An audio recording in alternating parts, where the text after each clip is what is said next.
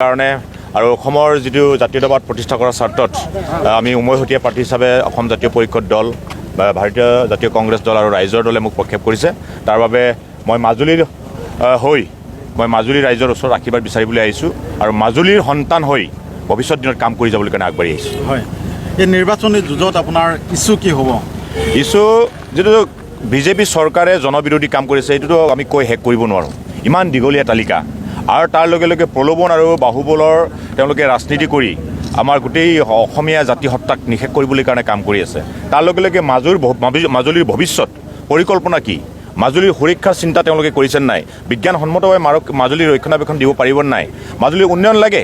যোন চৰকাৰে নাথাকক, বিজেপি চৰকাৰ নাথাকক কিয়, কংগ্ৰেছ চৰকাৰ নাথাকক কিয় বা আন চৰকাৰে নাথাকক কিয়, মাজুলীৰ উন্নয়ন বিশ্ববাসীয়ে বিচাৰে, অসমে বিচাৰে, ভাৰতে বিচাৰে, মাজুলীৰ যুৱক যুৱতীসকলে বিচাৰে, মাজুলীৰ আই মাতৃসকলে বিচাৰে যে মাজুলীৰ যুৱক যুৱতীসকলে যাতে কৰ্ম সংস্থাপন পাওক, মাজুলীৰ সুৰক্ষিত হওক, মাজুলীৰ উন্নয়ন হওক। কিন্তু উন্নয়নৰ নামত যিটো তেওঁলোকে মানে ভেকু ভাওনা দেখুৱাই তেওঁলোকে প্ৰলোভনৰ ৰাজনীতি কৰা বা উন্নয়ন কৰিছে বুলি তেওঁলোকে জাতিটোক নিষেধ কৰা, মাজুলীৰ কৃষ্টি সংস্কৃতিক নিষেধ কৰা যিবিলাক কাম কৰিছে তাৰ বিৰুদ্ধে যুঁজিবলৈ কাৰণে আমি আহিছোঁ। গতিকে আপোনালোকৰ আশীৰ্বাদ বিচাৰিছোঁ। আপোনাৰ আচলতে কালি যিখন মুখ্যমন্ত্ৰী সভা হৈ গৈছে সেই সভাত আপোনাক বলিৰ পথা সজা হৈছে বুলি কৈছে। নাই, কি ক'ব? বলিৰ পথা কাক সজায়? বলিৰ পথা কাক সজায়? যিয়ে নাজানে, যিয়ে শক্তি নাই তাকে বলিৰ পথা সজানে। মইতো শক্তিশালী, আপোনালোকে সকলোৱে জানে। মই শক্তিশালীভাৱে মোক আগবঢ়াইছে, মোক যুঁজাৰু হিচাপে জানে, মই আপোচ নকৰোঁ সেইটো সকলোৱে জানে আৰু মই যুঁজিবলৈ কাৰণে সক্ষম, সেইকাৰণে মোক যুঁজাৰু হিচাপে, মোক যোদ্ধা হিচাপে আগবঢ়াইছে আৰু সেই যুঁজত মই সেইকাৰণে অৱতীৰ্ণ হ'বলৈ কাৰণে আহিছোঁ। আপোনাৰ কোনো গুৰুত্ব নাই বুলি কৈছে মুখ্যমন্ত্ৰীয়ে কালি। কি কৈছে? আপোনাৰ কোনো গুৰুত্ব নাই ইয়াত মাজুলীত?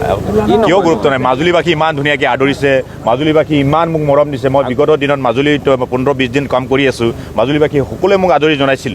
কিন্তু আমাৰ যিহেতু মাজুলীবাসী ৰাইজে হয় মাজুলীৰ পৰা এজন প্ৰতিনিধি বিচাৰিছিল, নিবিচৰা কথা নাই, কিন্তু শক্তিশালীভাৱে যুঁজিবলৈ কাৰণে যিহেতু মাজুলীবাসীয়ে মোক আহ্বান জনাইছে, গতিকে সেইকাৰণে মাজুলী